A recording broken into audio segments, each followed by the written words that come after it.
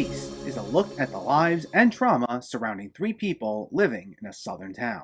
This is written and directed by Danny Madden, who worked as a sound designer for Wolf of Snow Hollow director Jim Cummings films, with Cummings himself being one of the film's producers, which was how this popped up on my radar.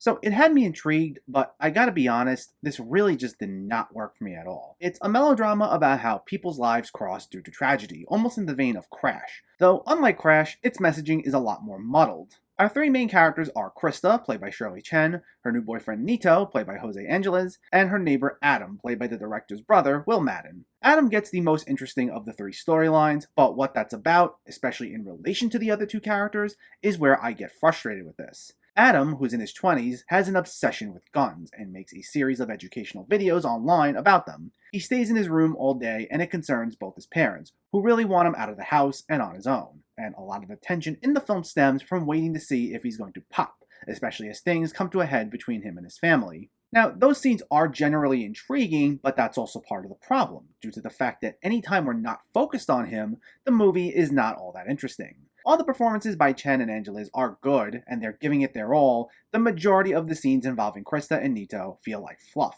There's no point or a sense of urgency to most of them. We do know that Krista's in the drama club, which is where the film's title comes from, as it's part of a chant the club says as an exercise, but beyond that, there's nothing in there to hook you. Now, I'm not saying every movie needs to be full of this high-stakes, world-shattering conflict from start to finish. I'm all for having some scenes where you're just in the moment with these characters and seeing them be able to enjoy themselves. The problem is, that's what comprises nearly all of their scenes, but it's not like we're getting these character-driven moments that resonate with you emotionally. They're just there, hanging out. That's it. And things don't get interesting for either of these two until we see how their lives are directly affected by the gun-toting, clearly unhinged Adam in the last half hour or so, in this very drastic tonal shift. And what results is this very mixed messaging about gun violence, which comes off as tone-deaf in this day and age. The film clearly wants to have a message in there about the dangers of gun violence, especially in relation to terminally online culture. And that's a message I can get behind, don't get me wrong there. But it's extremely contradictory that you make the gun-loving character who's about to pop pretty much the only one feel like he has any sort of personality. On top of that, it's one that you're not even supposed to really like, might I add. And you only make everyone else interesting once they cross paths with him in the worst way possible, and that's not until over an hour into the movie. It almost reminded me of the Gus Van Sant film Elephant, which is kinda structured similarly, and that's a movie I'm not even a fan of, but at the very least, it attempted to make every character seem interesting for most of the film.